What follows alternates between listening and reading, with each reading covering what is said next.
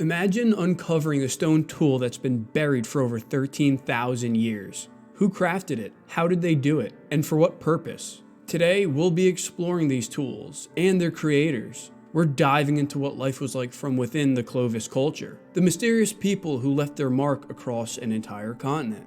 Their tools, DNA, and untold stories are hidden beneath the topsoil of North America. There are many mysteries in the world of archaeology. It's a defining feature of the field and largely why hobbyists and professionals are so drawn to it. From cleaning the dirt off ancient human skeletons to exploring underwater Viking shipwrecks, the questions calling for answers are endless. That being said, the questions concerning the Clovis culture are particularly compelling and controversial. This has been a pretty significant area of research for almost 100 years now, and in this video, I'll be sharing with you everything we've learned. It will undoubtedly open your eyes to the fascinating lives of some of America's earliest pioneers. You will also learn how much we really don't know about this vanished culture and what future research can still teach us. If you find this and my other videos valuable, make sure that you sign up for my newsletter in the description. You'll get my free archaeology cheat sheet, access to behind the scenes stuff, and updates on everything in the Evolve Point 2 community. Additionally, my blog article with the sources for this video is also in the description. So let's start our journey from the very beginning, in a small town in New Mexico.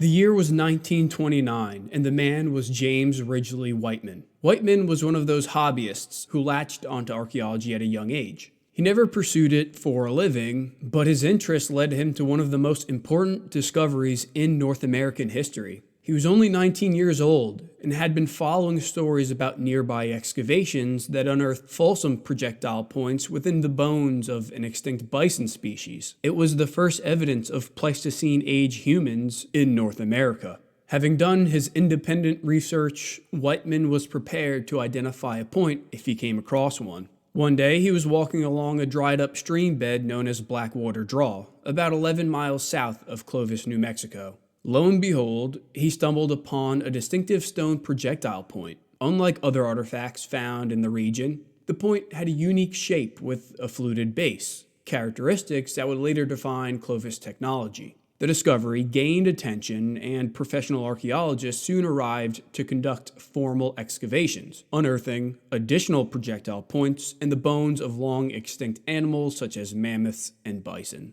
The Clovis points found at Blackwater Draw were strikingly different from any previously known stone tools. Their precise craftsmanship, with a fluted channel running along the base, indicated an advanced level of skill and innovation in toolmaking. As archaeologists continued their excavations, they uncovered layers of artifacts directly associated with the remains of these Ice Age megafauna. This association led to the groundbreaking realization that the continent's early inhabitants may have used these tools to hunt large game over 13,000 years ago.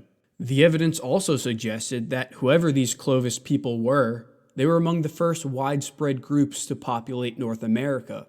The discoveries challenged previous assumptions about the timing and nature of human migration into the continent, something we will get into later in the video. The discovery at Blackwater Draw sparked further interest in ancient American culture, leading to the identification of other Clovis sites across North America. In the following decades, archaeologists began to recognize that similar points had been found at various locations, revealing a vast distribution, and sites are still being discovered today. The original excavations not only established the significance of the Clovis point as a diagnostic artifact of the culture, but also provided a window into a world of Ice Age people who adapted to the diverse landscapes of Pleistocene North America. These initial findings set the stage for decades of research that would continue to unravel the mysteries of the Clovis people and their place in the early history of the Americas. So let's take a closer look at these diagnostic artifacts, how they were made, and what they were used for.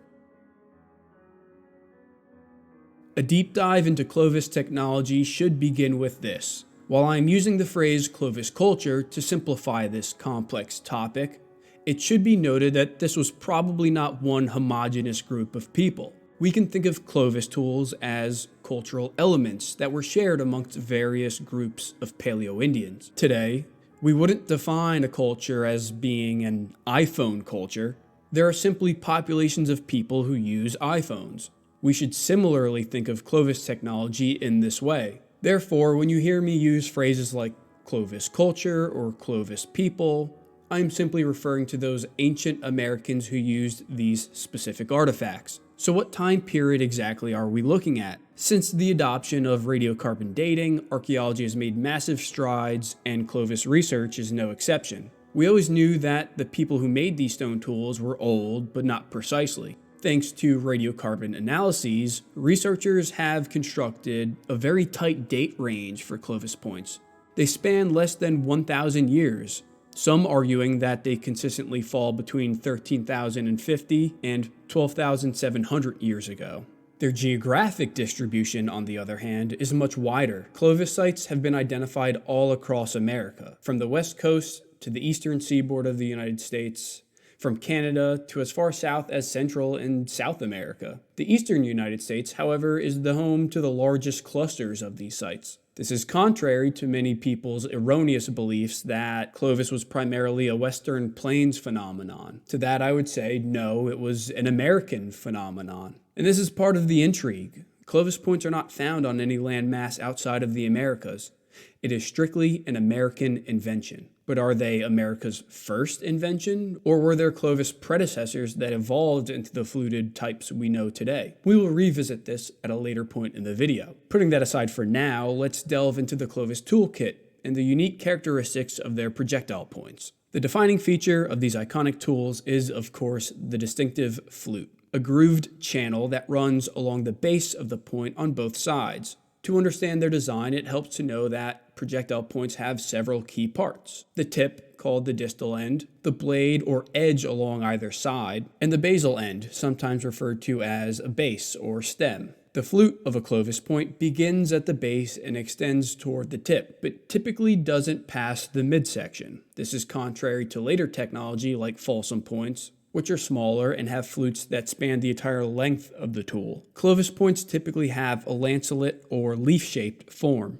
They are wide in the middle and taper symmetrically toward both the tip and the base, giving them a sleek, aerodynamic look. This shape may have made them highly effective for penetration and hunting large game. In addition to their flutes, the base of Clovis points are often concave or slightly rounded, which further distinguishes them from other types of projectile points. It's believed that the conjunction of this concavity with the flute facilitated the hafting process when attaching it to a spear shaft. Accordingly, a wooden shaft would have been smoothed, and a notch would have been created to accommodate the fluted end. Then, the point could be secured with natural adhesives like pine resin and or bound with animal sinew or plant fibers. Additionally, stress tests have been shown that points with flutes are better shock absorbers than points without flutes. This structural advantage may have been another reason why the technology was so widely adopted. Clovis points were created using bifacial flaking techniques, meaning flakes were removed from both sides of the stone tool to shape it. To do so,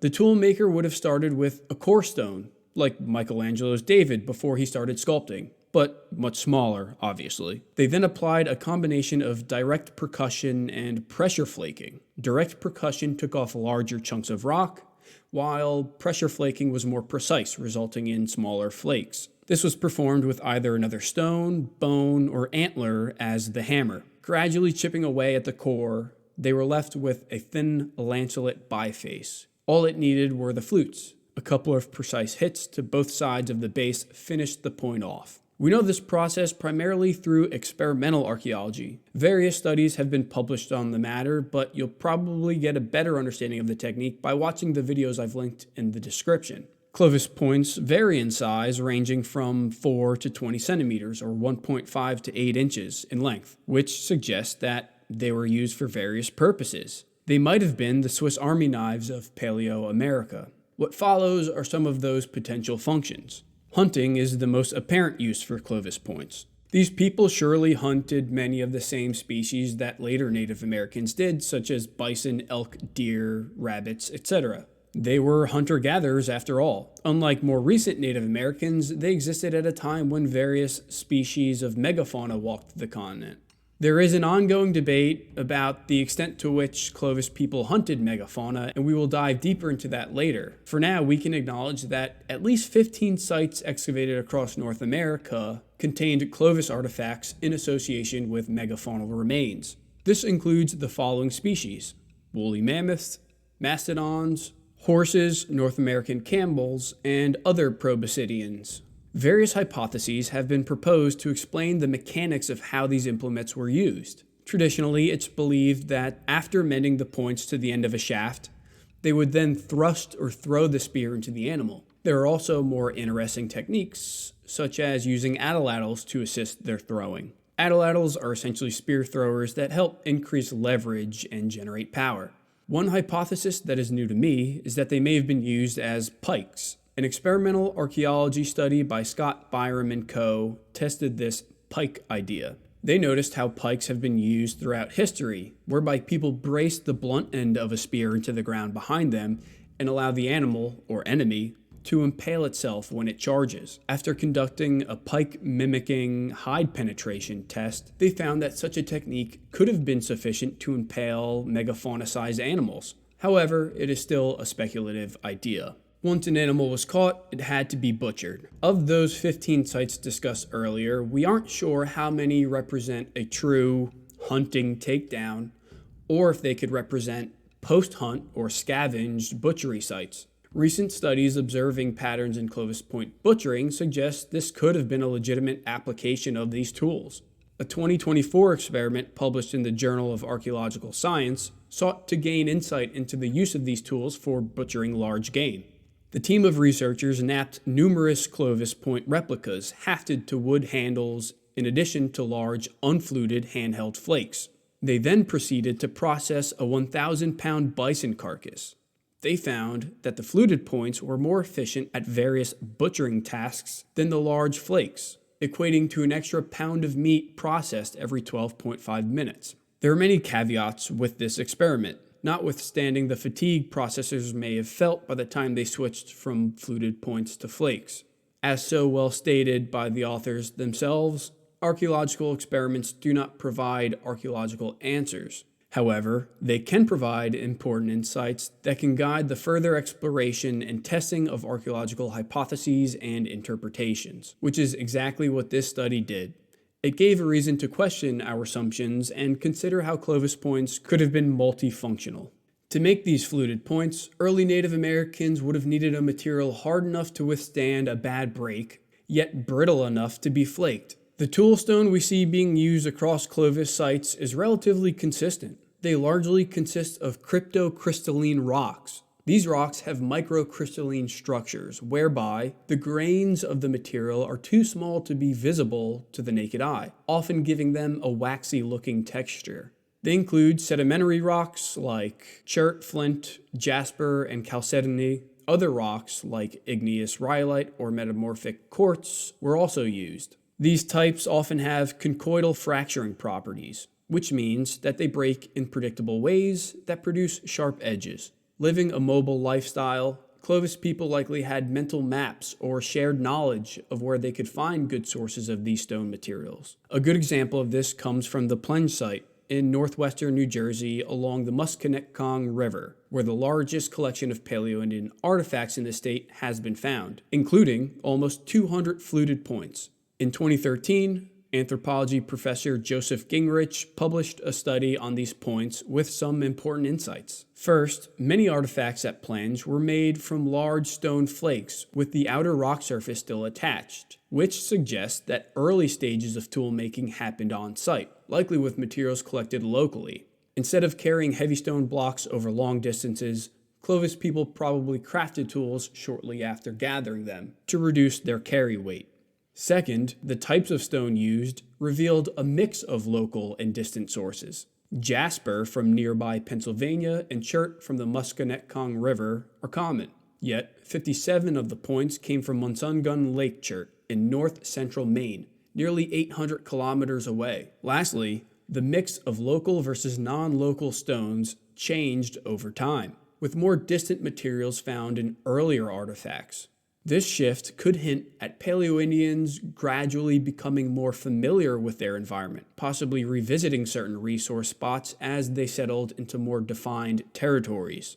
It's highly probable that Clovis people used materials other than stone as well. Materials like hides, wood, and natural fibers may have also been used to make tools, though no direct evidence of them has survived. These organic materials would have decayed in the ground over the past 13,000 years. They are now one with the soil. This is why we can only guess the types of hide clothing they wore, or pre-clay pottery and containers they used. Future research will need to apply new and creative methods to uncover any clues about these more ephemeral materials. Unlike hides, other animal remains are preserved better under the ground. Bone and ivory are as close to stone as animal remains can get, and we see evidence of these materials in the Clovis toolkit. There's a wide geographic distribution of Clovis sites with bone or ivory artifacts. More have been documented in western portions of North America than in the east, mostly because eastern soils tend to be more acidic, which eats away at the bone. Some of the most famous Clovis sites in the world, like Blackwater Draw and Murray Springs,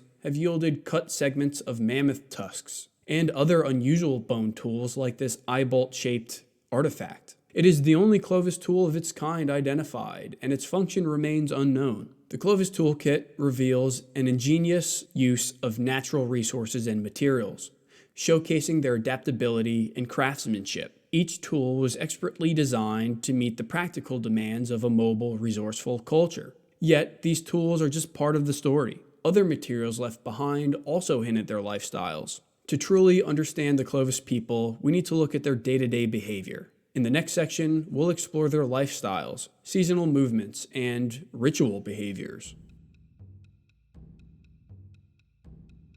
We don't see evidence of permanent settlements in the Americas until thousands of years after Clovis. In South America, the people of Corral Supe, the Olmecs, and the Maya began to flourish around 5,000 or 6,000 years ago. Most of you will recognize the intimidating megalithic ruins their cities have left behind. They're like candy to an archaeologist. In North America, we see permanent settlements arise later, closer to 3,000 years ago. These are represented by the ancestral Puebloan settlements to the west and the mound cultures to the east. A significant contributor to these established societies was the introduction of agriculture, with corn being the most dominant crop for Native Americans. Farming allowed people to grow and store food in centralized locations, rather than following the migratory patterns of wild game. Without this privilege, Clovis groups were dependent on wild plants and animals.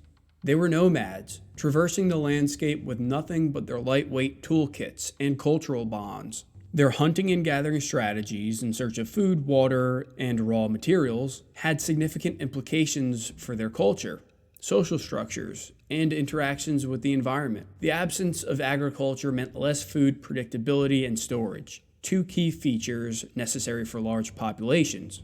Accordingly, nomadic Clovis groups would have been relatively small, probably maxing out at a few dozen individuals. They would have used things like natural rock shelters for their temporary campsites. Seldom do we find evidence of man-made structures at these ancient campsites. In fact, I'm unaware of any unambiguous examples of Clovis-related tent remains like post holes in the ground. Hearths are our primary indicators of temporary habitation. Clovis people would have presumably gathered around campfires for cooking, eating, and social activities like storytelling, music, and dancing. It's difficult to make inferences about the social dynamics that may have been at play within these groups. They certainly had language, but we have no written records nor any direct evidence of the language that they spoke. Clovis people likely relied heavily on oral tradition to pass down their knowledge, teach survival skills, and maintain cultural practices. This oral culture would have been essential for coordinating group movements, hunting strategies, and tool-making techniques. Since they occupied a vast geographic range, it's possible that regional dialects or variations emerged, perhaps influencing later languages across the Americas.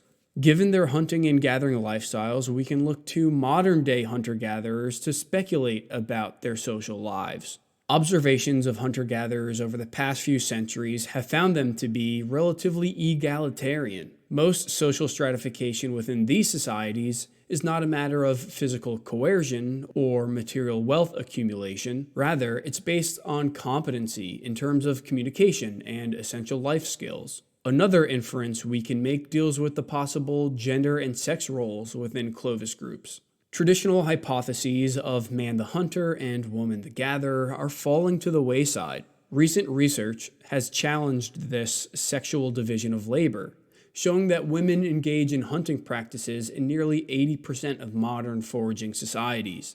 Interestingly, studies have shown that atlatls equalize the velocity of female and male-launched projectiles, and that this result indicates that a javelin to atlatl transition would have promoted a unification rather than division of labor. Based on these studies, we can hypothesize that Clovis groups were relatively egalitarian with minimal social stratification between the sexes. But again, this is very speculative considering we don't have any direct evidence. We can gain more insight into their social world by looking at the small number of ritualistic behaviors we have evidence of.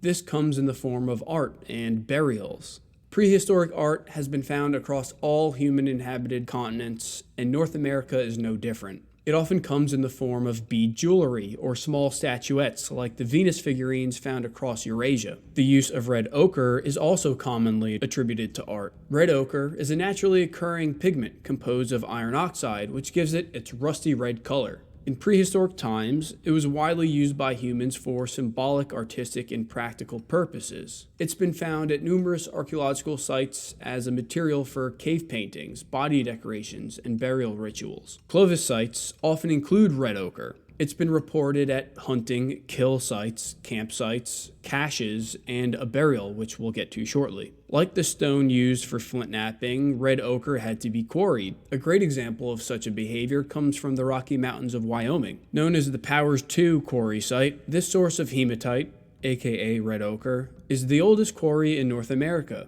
The site was privately owned for about 25 years and archaeologists weren't welcome. A change in property ownership eventually granted archaeologists access to the site, and excavations ensued between 2014 and 2016. Wyoming State archaeologist George Frison and his colleagues published the results of these excavations in the journal American Antiquity. Here's a brief synopsis of what they reported. They found that Clovis points dominated the artifact assemblage. The presence of biface preforms suggests that people were manufacturing points here. And lastly, the first radiocarbon dates of this site were extracted from bone tools. The bone tools were dated to just more than 10,000 years ago, and this is younger than to be expected for a Clovis site. But the authors do imply that these bones may have been associated with later inhabitants, and that more refined studies will produce more reliable dates. A subsequent study published in 2022 reported the findings from later excavations that sought to do just that. These archaeologists excavated a 6 by 1 meter trench bisecting a previously undocumented quarry feature, and were able to distinguish between the different occupation layers.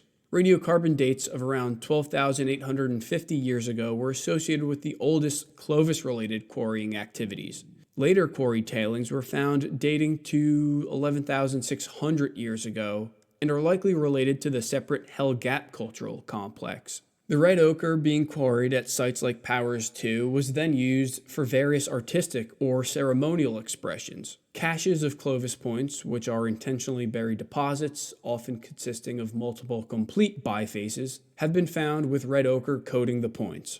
This includes the Fenn Cache near the border of Utah and Idaho, the East Wenatchee Cache in Washington, and the Simon Cache in Idaho. These people saw their points as more than just tools. By painting them with red ochre, they were evidently imbuing them with symbolic meaning, despite our current inability to decipher that meaning. The production of Clovis points themselves may have also been an artistic endeavor, according to anthropologist Michelle Beber.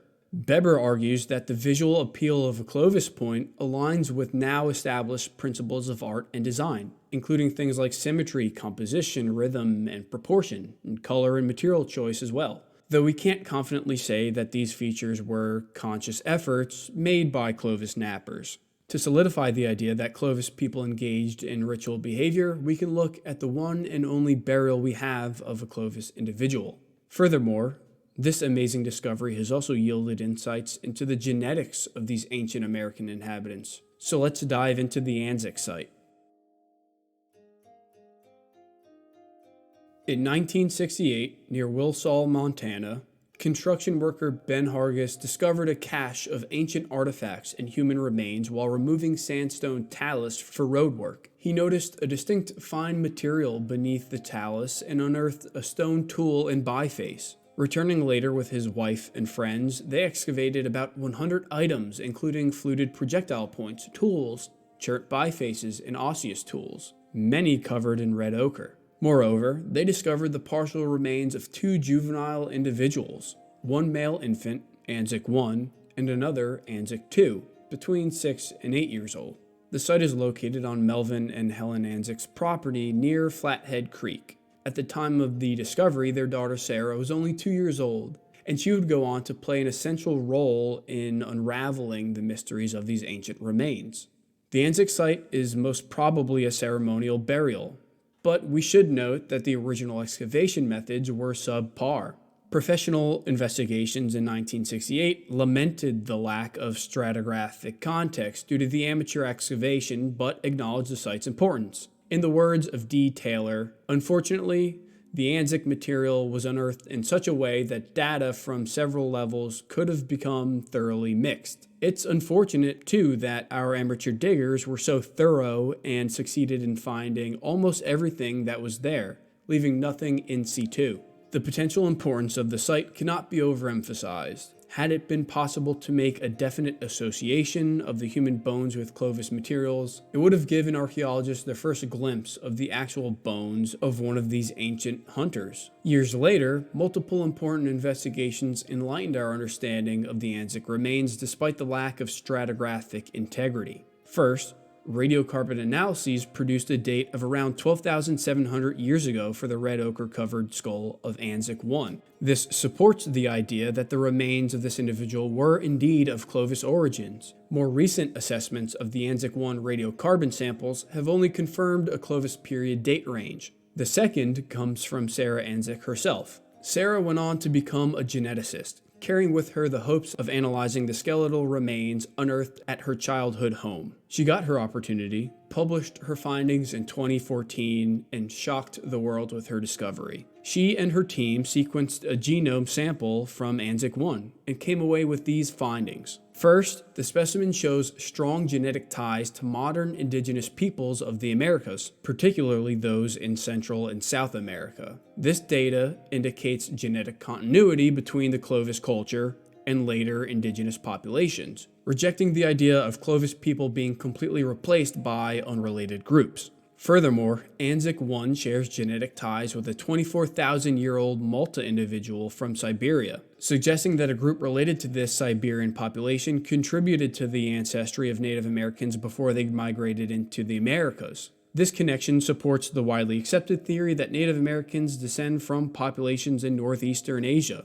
and likely crossed over the Bering Land Bridge. Sarah's story is an inspiring one. A girl deeply influenced by archaeology at a young age became personally invested in unearthing the Clovis mysteries. Her research has now produced some of the most important information related to said studies. Prior to her work, we only had scant evidence of the tools and fauna these people left behind. But now we have a better understanding of who these people were genetically. Anzick Boy was recently reburied in central Montana near the original discovery site. His legacy will live on forever in the cultural and scientific lore of Clovis. Aside from the privilege of deriving scientific data from his remains, he also brought closure to the many Native Americans who have long wondered about their own origins. On a genetic side note, research into dog DNA also shows a connection between Asia and the Americas. The DNA sequencing of an ancient domesticated dog bone found in Alaska suggests that A. Dogs accompanied the early Paleo-Indians as they traveled into the Americas, and B. Dogs that are now native to the Americas split from a Siberian ancestor around 16,700 years ago. Genetics have proved to shed much light on our understanding of Clovis people, but their origin story is still a complicated one, and it's time we unravel where they came from. There are two ways we can look at the origins of Clovis. First, we can search for where these people came from geographically. Second, we can look at their technological origins. While these approaches are different, they are interconnected, and each help our understanding of the other. Before moving on, it should be noted that historically, conversations about the original peopling of the Americas and the arrival of the Clovis people specifically were synonymous. This is not necessarily true. There were likely multiple migrations into the Americas over the course of many thousands of years, and it's tricky to say for sure which populations came when. We do know that people were in the Americas before Clovis, and I'll leave a link to a video on these sites in the description. So, while yes, we are contemplating how Clovis groups arrived in the Americas, understand that many of these same ideas are used to explain migrations more broadly. Two main hypotheses have been proposed: the interior route hypothesis and the coastal migration hypothesis. The interior route hypothesis has been the traditional explanation and the one that we were all taught in school. This is the idea that populations living in Northeast Eurasia followed their megafauna prey across Beringia to find their way into North America. The environments of Siberia and North America, when these migrations would have been occurring, posed some serious challenges for land travel. Throughout the Pleistocene, up until around 12,000 years ago, the Earth experienced various glacial and interglacial periods. At times, northern glaciers would advance as far south as New Jersey. Then they would recede. As they advanced, sea levels dropped and more land was exposed, including the land between Alaska and Siberia known as Beringia. Beringia, a vast and now submerged land bridge, connected Asia and North America and served as a critical corridor for human migration. During periods of lower sea levels, this region was not just a barren tundra. It was likely rich with mammoths, bison, and caribou, providing resources for the hunter-gatherer groups who traversed it. However, reaching the interior of North America from Beringia was far from straightforward, as massive ice sheets, known as the Laurentide and Cordilleran, blocked the way southward for thousands of years. The interior route hypothesis suggests that people migrated southward from Beringia into the heart of the Americas through a corridor that opened between these ice sheets as they began to retreat during the late Pleistocene, somewhere around 14,000 years ago. This corridor, often referred to as the ice-free corridor, likely became accessible as the glaciers melted, exposing land along what is now Western Canada. Although genetic research like the anzick 1 study supports this Siberian origin, they can't tell us the precise migration route. There is more room for interpretation here. A more recent hypothesis argues that they bypassed the Cordilleran ice sheet by traversing the coast. This coastal migration hypothesis suggests that these early groups used boats to navigate icy waters and moderate sea conditions. Evidence from Australia shows humans were using boats to traverse vast distances as early as 50,000 to 60,000 years ago. According to Royer and Finney, oceanic conditions during the late glacial maximum between 18 and 24,000 years ago would have enhanced their boat journeys along the route from Beringia to the Pacific Northwest, because the influx of fresh water that drives the opposing Alaska coastal current was small, global sea level was at least 120 meters lower than at present, and necessary refugia existed. Maybe they were following marine resources instead of, or in addition to, herds of megafauna. Kelp forests along this route would have created a resource-rich environment, offering fish and shellfish, marine mammals, seabirds, and edible seaweed. Even the DNA of that ancient Alaskan dog indicates a marine-dominant diet. These abundant resources could have sustained migrating populations, while nearby coastal areas provided opportunities for shelter and campgrounds. This network of resource-dense environments would have allowed for relatively unimpeded movement along the coastline, supporting a thriving migratory population. Given these conditions, coastal travel seems not only plausible, but likely during the initial stages of migration into the Americas. The coastal migration hypothesis has been elevated to the forefront of discussion about how and when the first people arrived in the New World. The consensus seems to be growing in its favor. This leaves us with endless opportunities for archaeological research exploring the Pacific Northwest and potential underwater sites. Now, what about the technology itself? Where did the Clovis point come from and how did it evolve? Three projectile point traditions are often thrown around when considering the origins of Clovis technology: fishtail points, Solutrean points, and western stemmed points. Let's consider all three. The relationship between Clovis and Solutrean points is the most controversial. Contrary to the idea that East Asians were the first to migrate to the Americas, the Solutrean hypothesis argues that it was Paleolithic Europeans. This is based primarily on some similarities between Clovis and Solutrean points, both having lanceolate shapes, and both used overshot flaking for production. However, the Solutrean points don't exhibit the fluting we see in the Clovis points. Furthermore, there is about a 400-year gap between the youngest Solutrean sites and the oldest Clovis sites. If Clovis technology evolved from Solutrean technology, we'd expect to see more gradual transitionary sites. Lastly, the genetics simply don't support the European origins of the Clovis people. Fishtail points served as South America's Clovis counterpart, emerging around the same time, approximately 13,000 years ago. They are widespread and represent one of the continent's earliest defining cultural traits.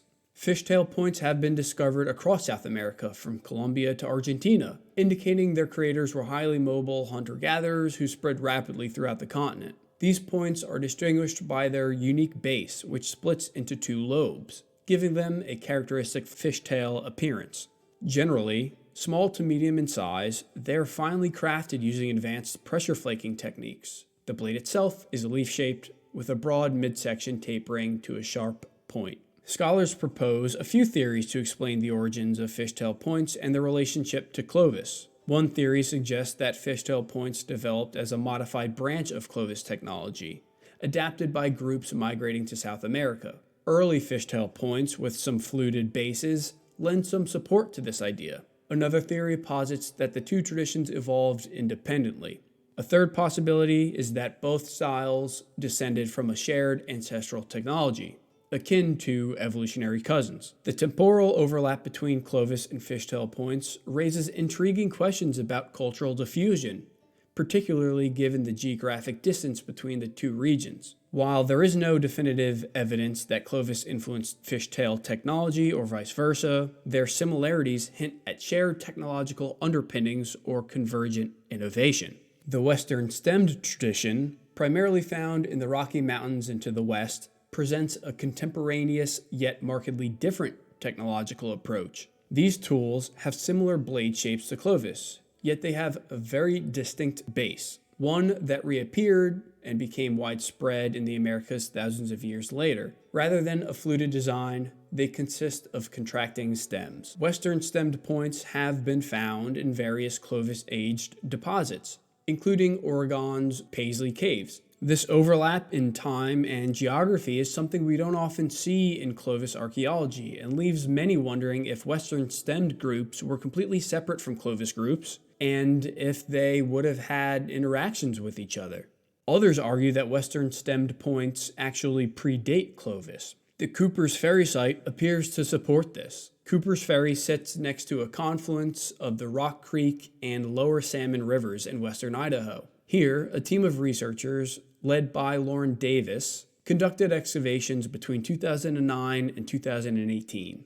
They recovered stemmed points from occupation layers that were radiocarbon dated to between 16,500 and 15,800 years ago.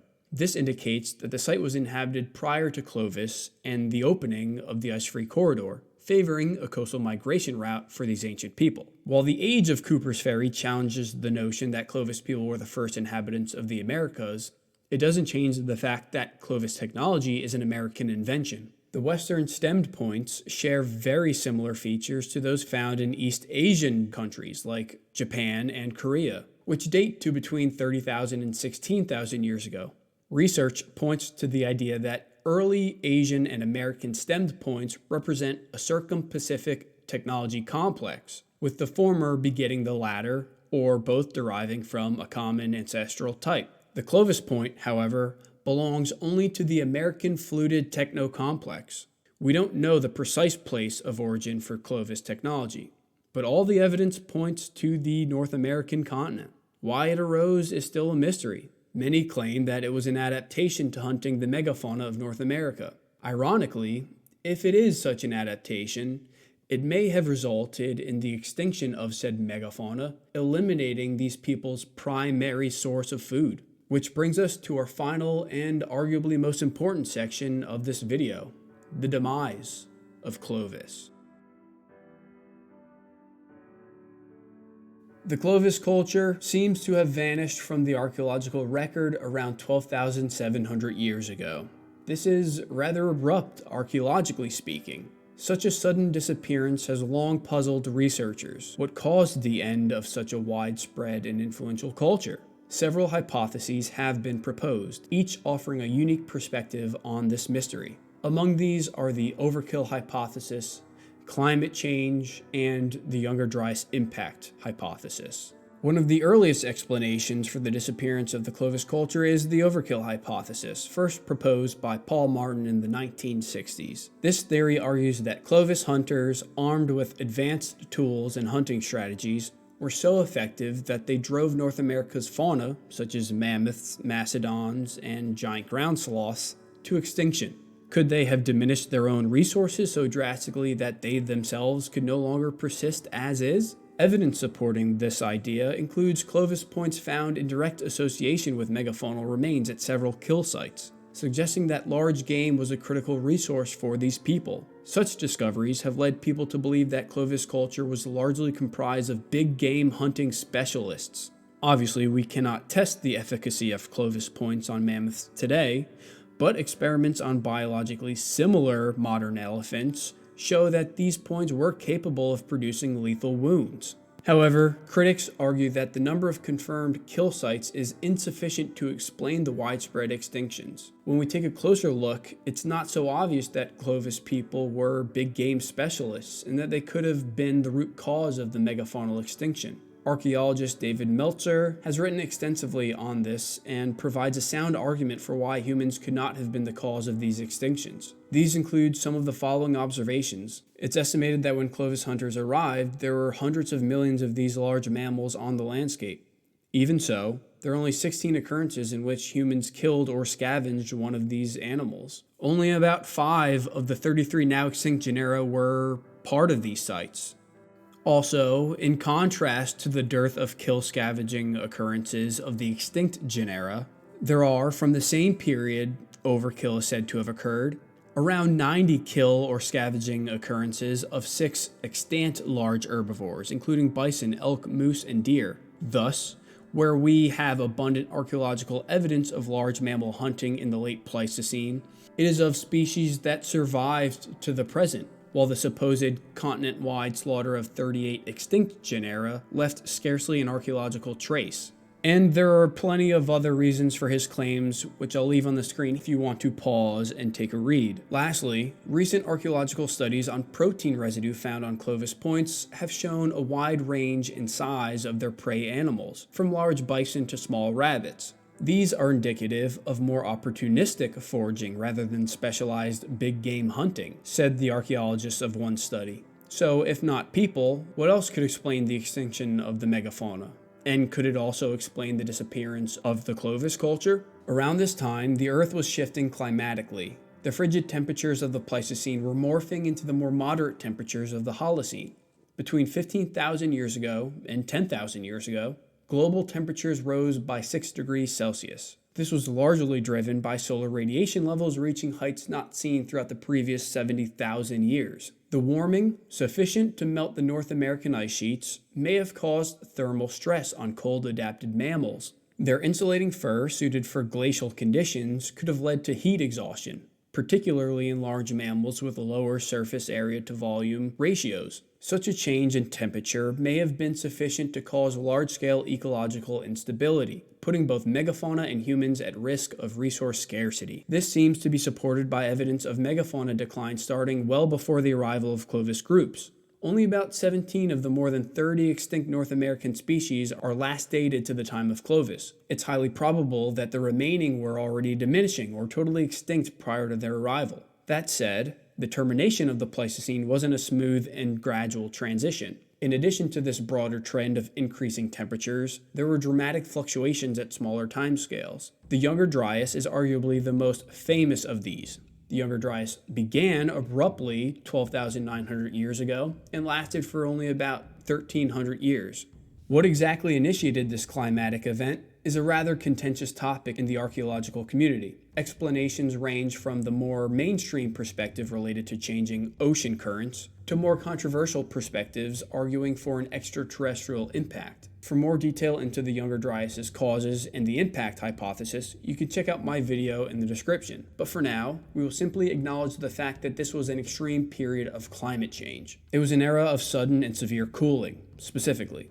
A return to near glacial conditions that significantly altered ecosystems across North America. It led to drier climates and reduced vegetation. These environmental changes would have placed enormous stress on megafaunal populations, already struggling from centuries of ecological change. It also would have prompted a necessary response from Clovis groups. These shifts likely disrupted their way of life. As prey animals declined and habitats changed, they would have had to adapt their strategies or move to areas with more stable resources. The environmental upheaval likely drove the diversification of regional cultures as groups responded to local conditions with new tools, technologies, and ways of life. An important study published in 2011 investigated changes in Clovis and Paleo-Indian populations as a response to the Younger Dryas. The researchers looked at 3 variables to test whether or not there was a decline in population size or reorganization in cultural structure following the Younger Dryas. These included projectile point technology,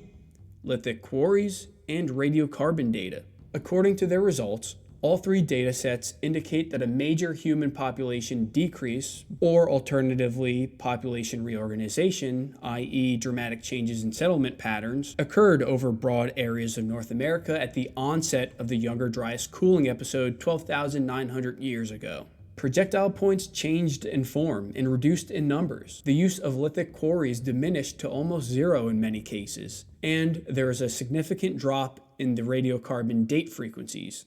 This information can be interpreted in one of 2 ways. First is that the Clovis people themselves went extinct and were replaced with subsequent cultures. This seems unlikely due to the persistence of Clovis genetic material and the continuation of fluid technologies. The second and more likely interpretation is that Clovis groups gradually modified their tools and diversified their cultural habits to adapt to such an event. That same study reports an interesting rebound in population density, projectile points, and quarry usage, which shows that human populations were not totally wiped out. More recent research has found supporting evidence for a cultural transition from Clovis to Folsom technology. A radiocarbon model was created, showing about 200 years of overlap between the youngest Clovis sites and the oldest Folsom sites, suggesting that Folsom was a successful adaptive innovation that diffused through the western Clovis population, eventually going into fixation over multiple generations. While each hypothesis offers a compelling explanation, the end of the Clovis culture was likely caused by a combination of factors: overhunting, ecological stress from climate change, and possibly catastrophic events created a perfect storm that led to the collapse of the Clovis way of life. As a result, Clovis groups either disappeared or shifted into distinct regional cultures better suited to new environmental realities. The disappearance of Clovis culture offers a fascinating glimpse into human resilience and adaptation during one of the most challenging periods in North American prehistory. Although we may never fully understand why Clovis ended, the study of its decline highlights the complex interplay between humans, their environment, and the forces of nature. Perhaps the real story is not about their disappearance, but about the legacy they left behind in the form of diverse cultural traditions that emerged in their wake. Despite the vast amounts of data we've gathered from countless Clovis sites, we still have much to learn. The rise and fall of their culture still fascinates us today, and future research will only aid our understanding. But they weren't the only people shaping the Americas at this time. There were entirely separate cultures living in South America. Click here to watch my video on the oldest artifacts in South America to explore this continent's earliest inhabitants. And for even more Evolve Point 2 content, make sure you sign up for my free newsletter in the description. Thanks for watching, and I'll see you in the next video.